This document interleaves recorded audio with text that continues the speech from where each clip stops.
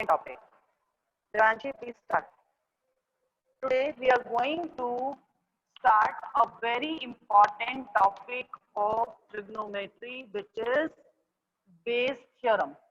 This Bayes theorem is an important application of conditional probability.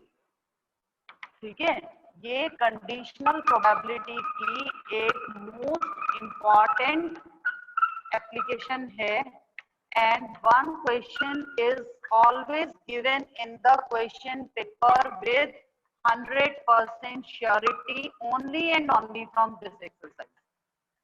एक question exam में इसी exercise में से आता है. एक्चुअली जो टॉपिक हमने कल किया था 15.5 एक्सरसाइज जो की थी, टोटल प्रोबेबिलिटी का लॉ हमने निकाला था. वो जो लॉ ऑफ टोटल प्रोबेबिलिटी था, वहां पर जो चीजें आप पढ़ते हो ना, इसमें उससे एक स्टेप फालतू है, एक आगे का स्टेप है. तो वो एक्सरसाइज जो 15.5 थी वो 15.6 में पूरी तरह से कवर हो जाती है. तो 15.5 और 6 का ये कंप्लीट एक पैकेज है. जिसको 5 बहुत अच्छे से आती है उसको एक्सरसाइज 15.6 यानी बेस थ्योरम के क्वेश्चन भी बहुत आराम से समझ में आ जाएंगे. और ये कंडीशनल प्रोबेबिलिटी की ही एक एप्लीकेशन है. अभी तक हमने जितना कुछ पढ़ा था, all that was a preparation for Bayes theorem. This Bayes theorem was given by a famous British mathematician Thomas Bayes.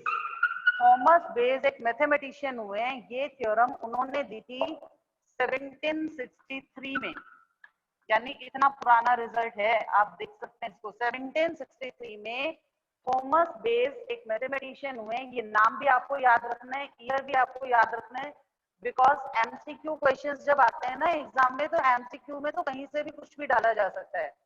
तो क्योंकि ये बहुत इंपॉर्टेंट कॉन्सेप्ट है बेस थ्योरम प्रोबेबिलिटी से रिलेटेड, तो क्वाइट पॉसिबल कि एग्जाम में आपसे ये भी पूछ लिया जाए हु इंट्रोड्यूस बेस थ्योरम. अब बेस थ्योरम में बेस तो क्लियर हो ही रहा है, आपको आगे का नाम ध्यान रखना है और ईयर भी आपको याद होना चाहिए, ताकि कभी पूछ लिया जाए तो आपको पता तो हो कि ये आई कहाँ से, रिजल्ट हमें मिला कहाँ से. ठीक है, तो Bayes theorem is a very important application of conditional probability. यहाँ होता क्या है, हम ऐसे क्वेश्चंस में बेस थ्योरम अप्लाई करते हैं जहां पर कोई एक रैंडम एक्सपेरिमेंट जो है वो परफॉर्म किया गया दो अलग अलग लेवल्स में.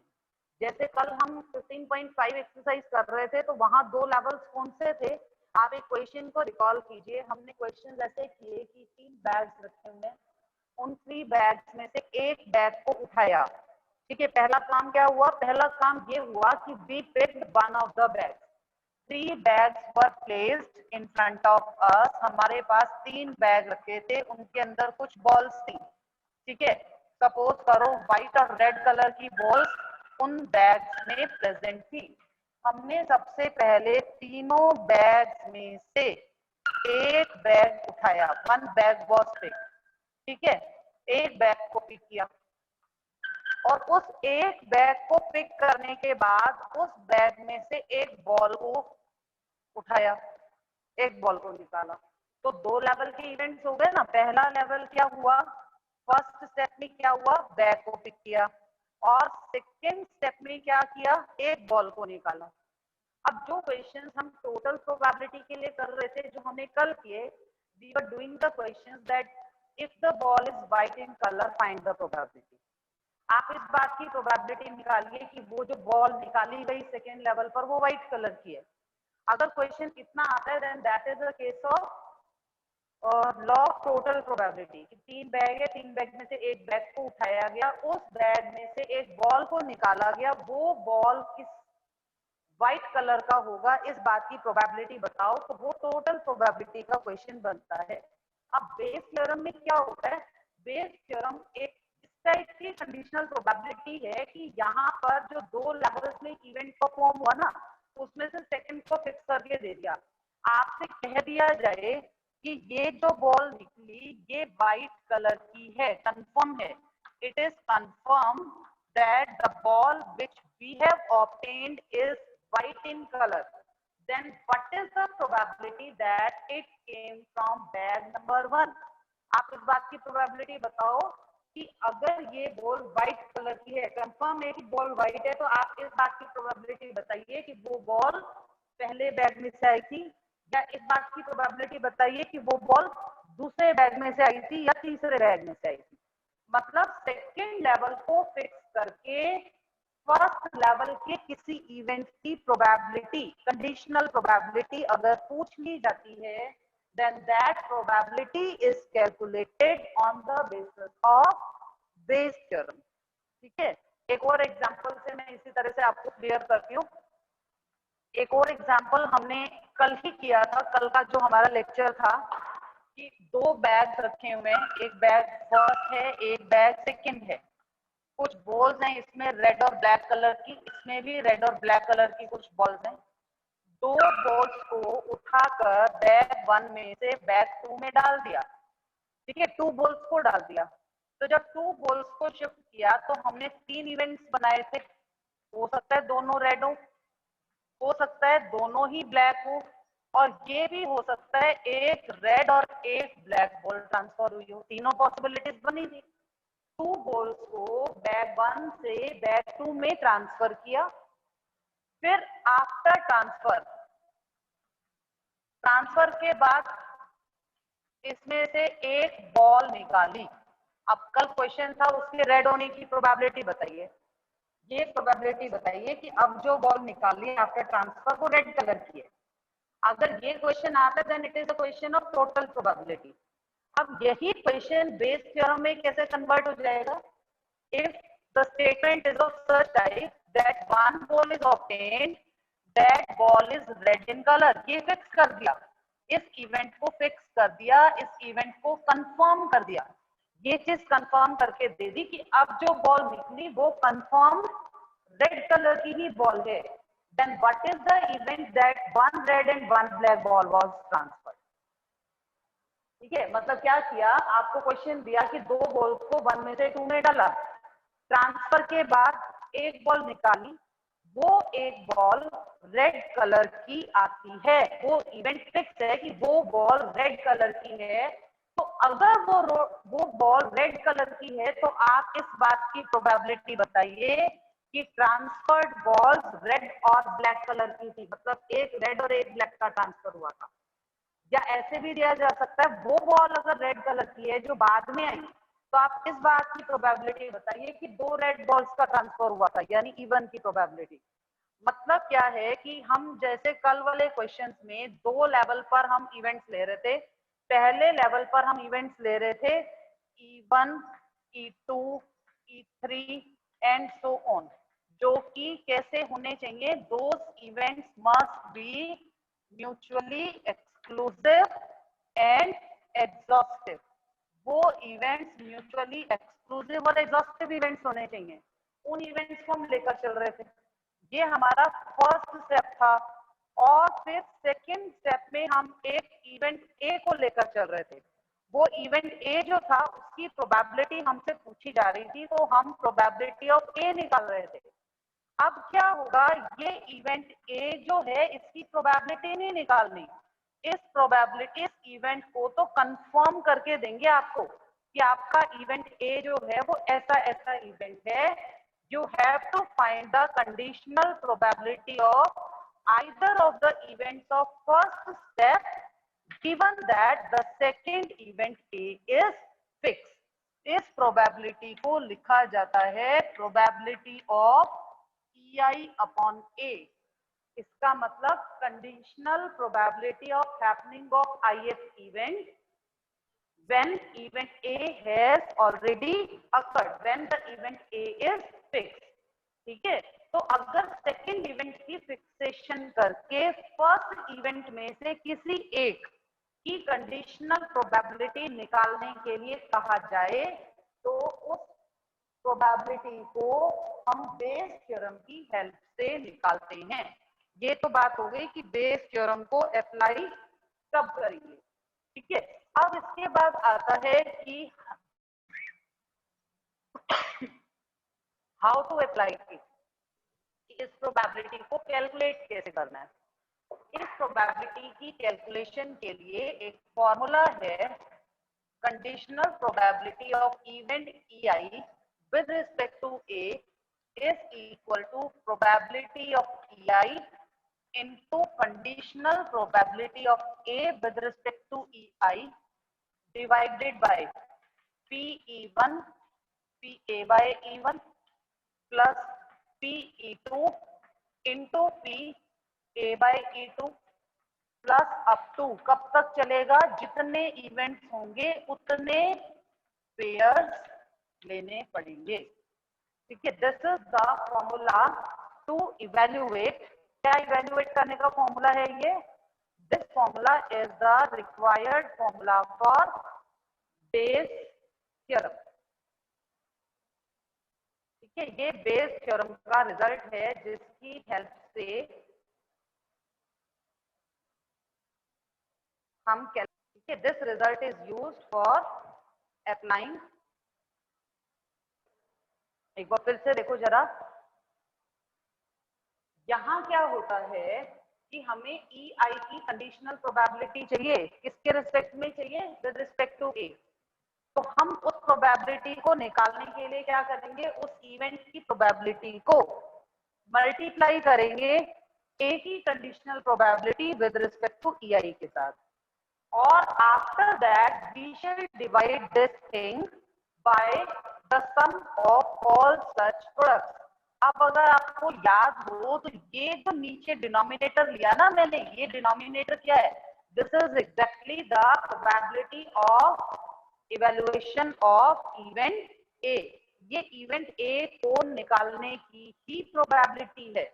इवेंट ए को कैलकुलेट करने का टोटल प्रोबेबिलिटी का जो लॉ हमने कल पढ़ा था, वही लॉ ऑफ टोटल प्रोबेबिलिटी जो है ना, उस लॉ ऑफ टोटल प्रोबेबिलिटी का जो फॉर्मूला बनता था, उसी फॉर्मूले को यूज किया गया है डिनोमिनेटर को लिखने में। तो डिनोमिनेटर में तो क्या है कि ए की प्रोबेबिलिटी को निकालने का जो फॉर्मूला था वो आ गया। अब न्यूमरेटर में क्या आया? न्यूमरेटर में सिर्फ उस पेयर को लेकर चलना है जिसकी कंडीशनल प्रोबेबिलिटी आपसे पूछी गई है। मतलब डिनोमिनेटर में तो सब पूरा आएगा, टोटल आएगा, लॉ ऑफ टोटल प्रोबेबिलिटी के हिसाब से जो भी आपका सम बनता है, और ऊपर सिर्फ वो एक पेयर आएगा जिस पर्टिकुलर पेयर की आपसे बात की जा रही है। ठीक है, अब ये थ्योरेटिकल फॉर्मूला है, जब तक थ्योरेटिकल रिजल्ट चलते हैं तब तक हमें हर चीज मुश्किल लगती है, otherwise it is a very easy concept और बहुत अच्छे से बच्चों को समझ भी आता है और बहुत अच्छे से सब लोग इसे कैरी आउट भी करते हैं। लेकिन इससे पहले कि हम कुछ क्वेश्चंस लें, लेट अस फर्स्ट कंसीडर कि ये जो सिंबल्स हैं यहाँ इनका मीनिंग क्या है। सबसे पहला डिफरेंस आप देखो, ये है ए बाई ई आई और ये है ई आई बाई ई। इन दोनों का अंतर समझिए आप। प्रोबेबिलिटी ऑफ ए अपॉन ई आई का मतलब इवेंट ई आई पहले हुआ, ऑब्वियसली बात है, फर्स्ट स्टेप होगा तभी तो सेकंड स्टेप आएगा। तो फर्स्ट स्टेप के बेसिस पर सेकंड स्टेप के इवेंट के होने की क्या प्रोबेबिलिटी है, उसको आप probability of A with respect to E I बोलोगे। तो आप तो कैलकुलेशन सिर्फ ए बाई ई आई की ही कर सकते हो। You can calculate probability of A by E one, A by E two, A by E three, A by E four and so on, वो सब ही निकाल सकते हो। और वही हम कैलकुलेट करते हैं जब हमें law of total probability apply करना होता है, क्योंकि एक इवेंट पहले होगा, उसी के बेसिस पर तो हम दूसरे इवेंट की प्रोबेबिलिटी को निकालेंगे। लेकिन यहाँ जो लिखा ये क्या है? ये है E I divided by A. E I divided by A या E I with respect to A, ये वो है जो हमें निकालनी है। इसका इवेल्युएशन सिर्फ और सिर्फ फॉर्मूले के बेसिस पर ही हो सकता है और किसी बेसिस पर कभी नहीं हो सकता। मतलब इवेंट ए को फिक्स करके ई आई की प्रोबेबिलिटी, तो इसका डायरेक्ट इवेल्युएशन नहीं होता। ये कैलकुलेशन सिर्फ इस फॉर्मूले के बेसिस पर की जा सकती है, and this formula is known as Bayes theorem. The concept of Bayes theorem, Bayes formula आप इसे कह सकते हो।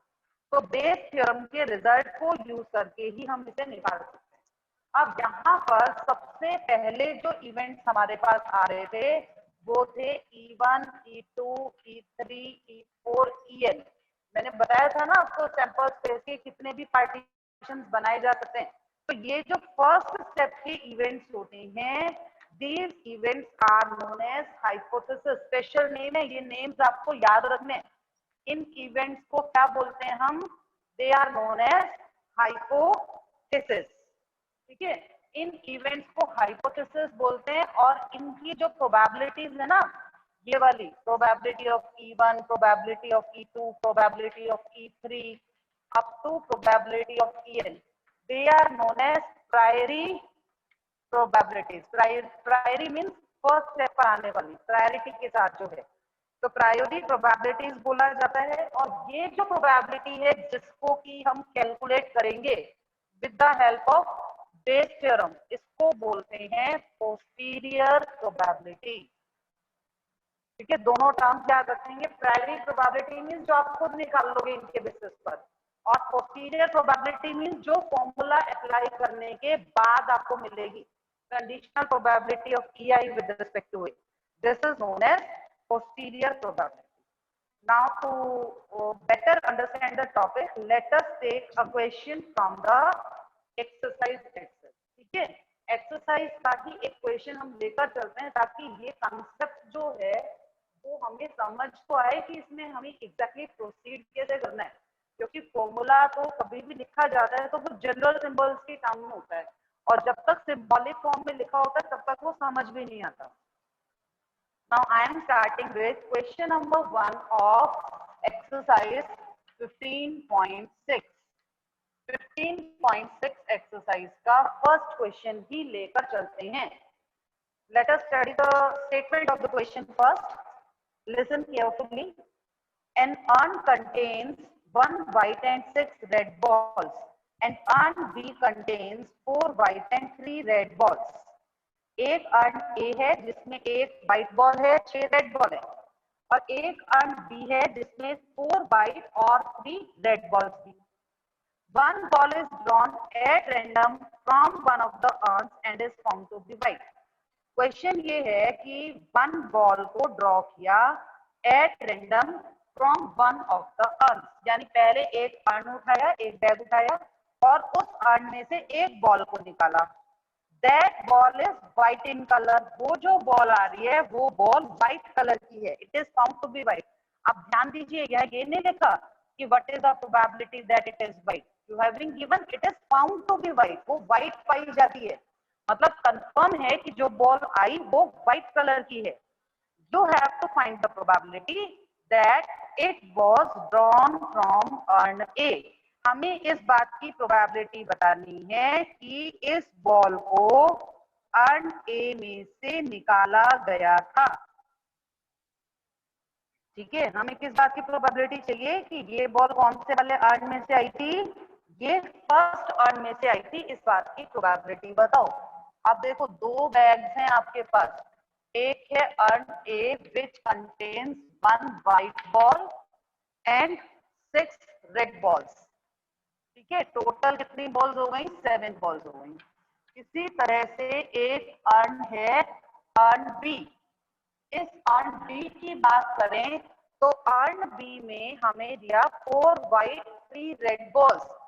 4 व्हाइट बॉल्स हैं, 3 रेड बॉल्स हैं, यानी यहां भी 7 बॉल्स हैं। क्वेश्चन है, first of all one earn is chosen. उस अर्न में से एक बॉल को निकाला। That ball is definitely white in color. So what is the probability that we had chosen urn A? अब हमें नहीं पता हमने A उठाया था कि B उठाया था, हमें तो ये बोला दोनों में से एक बैग उठाया, दोनों बैग में से जिस भी बैग को उठाया, A B जिसको भी उठाया उसमें से एक बॉल निकाली, वो बॉल व्हाइट कलर की आई। तो प्रोबेबिलिटी इस बात की बताओ कि फर्स्ट बैग को उठाया गया था। We had picked the first bag. ये है हमारा question. Now to carry forward the question, let us first frame the events.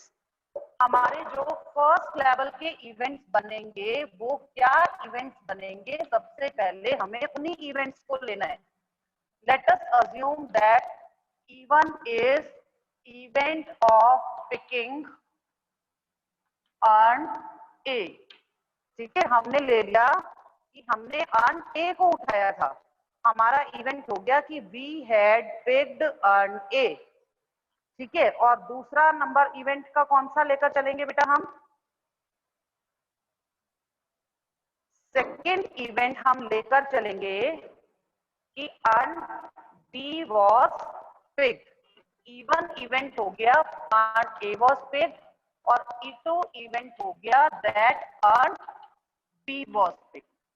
ठीक है, अब कोई स्पेशल वे तो दिया नहीं इनको उठाने का, आपको कहा दोनों में से एक बैग को उठाया, तो दोनों में से एक बैग को उठाना तो इक्वल प्रोबेबिलिटी के साथ होगा ना, तो इसका मतलब E1 की प्रोबेबिलिटी और E2 की प्रोबेबिलिटी दोनों क्या हो गई, 1/2 ईच। ये प्रोबेबिलिटीज आ गई। अब अगला स्टेप क्या था, अगला स्टेप था जिस भी बैग को उठाया उसमें से एक बॉल निकाली, और वो ball red colour white colour की है, तो ए हो गया event of drawing one white ball. One white ball को निकालना, कहां से निकालना, one white ball from the chosen earn, from the chosen earn. जिस भी अर्न को चूज किया उसमें से एक बॉल को निकालना जो कि व्हाइट कलर की है। तो what is the probability of A with respect to E1।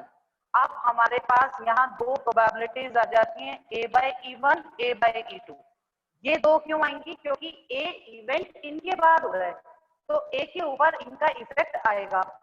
अगर इवेंट ए E1 के बाद होता है, E1 का मतलब अर्न ए को चूज किया था, तो अगर फर्स्ट बैग को चूज किया गया था तो फर्स्ट बैग में से व्हाइट बॉल आने की प्रोबेबिलिटी होगी 1/7। ए बाय E2 का मतलब सेकेंड बैग को पिक किया, E2 इवेंट हुआ, E2 का मतलब बी वाला अर्न बी को लिया, अर्न बी में से व्हाइट बॉल निकाली। अब बी में से व्हाइट बॉल आने की प्रोबेबिलिटी कितनी हो गई, बी में से व्हाइट बॉल के आने की प्रोबेबिलिटी हो गई 4/7। तो अर्न ए में से आने की फर्स्ट अर्न में से आने की 1/7 और सेकेंड अर्न में से आने की प्रोबेबिलिटी हो गई 4/7। Now by Bayes theorem, now we shall apply the result of Bayes theorem. हमें क्या चाहिए, हमें प्रोबेबिलिटी इस बात की चाहिए कि जो बॉल आई वो तो व्हाइट कलर की थी, ये तो हमें पता है कि बॉल व्हाइट ही थी। आप इस बात की प्रोबेबिलिटी बताओ कि अर्न ए को उठाया गया था, यानी कि बॉल अर्न ए में से आई थी, ए में से आई थी यानी E1 हुआ था, तो आपको प्रोबेबिलिटी निकालनी है E1/A। E1/A का मतलब हो गया कि जिस व्हाइट बॉल को निकाला गया वो white ball first bag earn ए में से आई थी, ये हमें चाहिए। तो अब बेस थ्योरम E1/A निकालने का फॉर्मूला क्या बनेगा, probability of E1 into probability of A/E1। E1 वाला पेयर तो ऊपर आ जाएगा, जब E1/A चाहिए तो probability of E1 into probability of A/E1, ये तो रहेगा न्यूमरेटर में, और डिनोमिनेटर में रहेगा E1 into A/E1 plus probability of E2 into probability of A/E2। ठीक है, ये दो चीजें रहेंगी। यही दो चीजें क्यों रहेंगी इसमें, ये दो चीजें इसलिए रहेंगी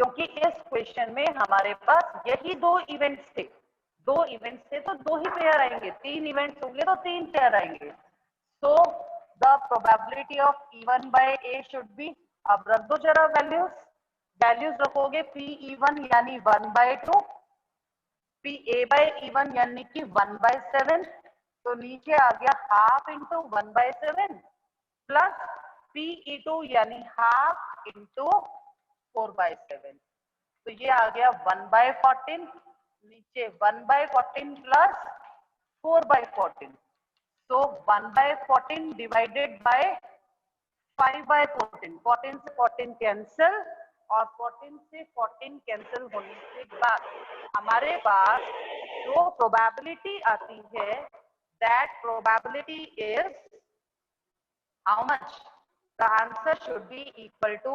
1/5। तो जो प्रोबेबिलिटी हमें कैलकुलेट करनी थी वो प्रोबेबिलिटी हमारे पास 1/5 आ जाती है। So the probability of E1/A is equal to 1/5. This is the concept of Bayes theorem. ठीक है, इस तरीके से हम क्वेश्चंस को कैरी फॉरवर्ड कर सकते हैं। इसी टाइप से एक क्वेश्चन और हम लेते हैं, question number 2, 3, 4. This is for your homework. Let us come to question number 5. Fifth question पर आ जाइए. Fifth question contains a bag contains 3 red and 4 white balls. एक बैग है और उस बैग में कितनी कितनी बॉल्स हैं? कुछ बॉल्स का नंबर आपको मेंशन करके दिया. The question is, a bag contains 3 red and 4 white balls. The composition of bag is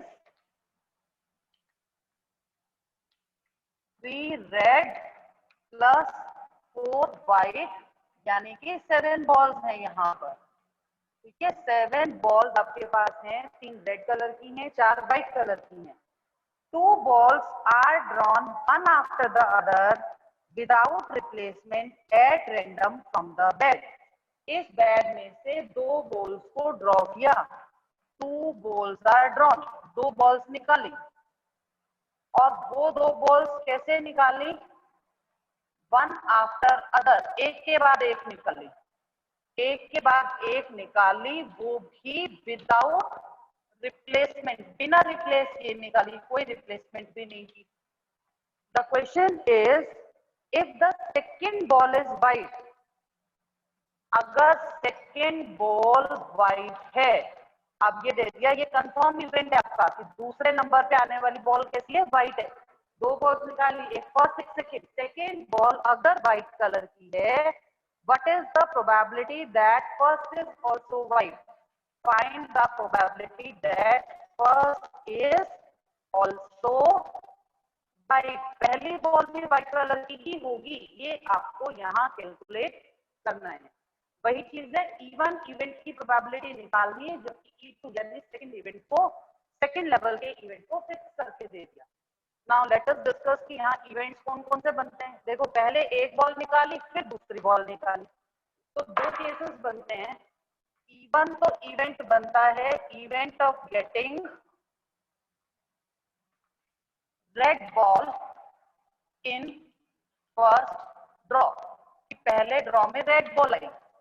और E2 इवेंट क्या बनेगा? क्योंकि निकाली तो एक ही बैग है, एक बैग में 2 कलर है, 2 कलर में से एक रेड है, व्हाइट है. तो इवन तो हो गया event of getting red ball in first draw, और E2 हो गया event of getting white ball in first draw. पहले ड्रॉ में रेड बॉल का आना इवेंट और व्हाइट बॉल का आना E2. तो E1 की क्या प्रोबेबिलिटी बनेगी और E2 की क्या प्रोबेबिलिटी बनेगी? E1 यानी रेड बॉल का आना, रेड बॉल यानी 3/7. E2 का मतलब है व्हाइट बॉल का आना, व्हाइट बॉल 4 है 7 में से, इसलिए 4/7. टोटल चेक करते चलना, हमेशा E1, E2, E3 जितने भी इवेंट्स बनेंगे सबकी प्रोबेबिलिटी का सम 1 आना चाहिए, जो कि बन रहा है 3/7 प्लस 4/7 इज 1. अब ए इवेंट क्या है? इवेंट ए आपको दिया getting a white ball in second draw. Second draw में व्हाइट बॉल का आना. ठीक है, अब आपको देखना है A/E1 की क्या प्रोबेबिलिटी बनती है और A/E2 की क्या प्रोबेबिलिटी बनती है. A/E1 का मतलब है E1 के बाद, यानी एक रेड बॉल के बाद व्हाइट बॉल का आना. रिप्लेसमेंट हमने किया नहीं, रिप्लेसमेंट नहीं किया, इसका मतलब एक बॉल कम हो गई. तो instead of 7 now we are having only 6 balls. तो 6 में से देखेंगे. अब रिप्लेसमेंट नहीं किया था तो 7 की जगह 6 बॉल हो गई ना. अब इवन का मतलब रेड बॉल थी, पहले वाली रेड थी, अब व्हाइट की बताओ. तो जब पहले वाली रेड थी तो रेड कम हुई, व्हाइट तो पूरी है, तो ये बनेगा 4/6. और अगर E2 के बाद हुआ, E2 का मतलब व्हाइट के बाद, पहली वाली भी व्हाइट थी तो दूसरी व्हाइट के लिए 3 ऑप्शन बचेंगे, क्योंकि टोटल 4 व्हाइट थी, एक व्हाइट आपकी निकल गई, तो दूसरी व्हाइट की probability 3/6. Now the required probability is, हमें ये तो पता है कि सेकेंड बॉल व्हाइट कलर की है, यानी ए इवेंट का तो हमें मालूम है. हमें प्रोबेबिलिटी इस बात की निकालनी थी कि पहली भी व्हाइट है, फर्स्ट व्हाइट की प्रोबेबिलिटी, फर्स्ट व्हाइट का मतलब E2 की प्रोबेबिलिटी चाहिए. तो E2 की प्रोबेबिलिटी चाहिए, तो we need to calculate probability of E2/A. अब probability of E2 by A क्या आएगा? By Bayes theorem it will be probability of E2 into probability of A by E2 divided by probability of E1 into probability of A by E1 plus probability of E2 into probability of A by E2. Now let us put the values. Values रखो. PE2 यानी 4 by 7 into A by E2 3 by 6. नीचे आएगा PE1 3 by 7 into 4 by 6 plus 4 by 7 into 3 by 6. सारी values यहाँ substitute कर दी और substitute करने के बाद but comes for probability of E2 by A कितना बनेगा? न्यूमरेटर देखिए जरा, न्यूमरेटर बन रहा है, मल्टीप्लाई कर लो सीधा. The numerator is 4 into 3 12 by 42 divided by 12 by 42 plus 12 by 42. So you get 12 by 42 upon 24 by 42. 42 से 42 कैंसिल, 12 by 24 और 12 by 24 का मतलब हो गया 1 by 2. So your answer is 1 by 2. With this we come to the end of today's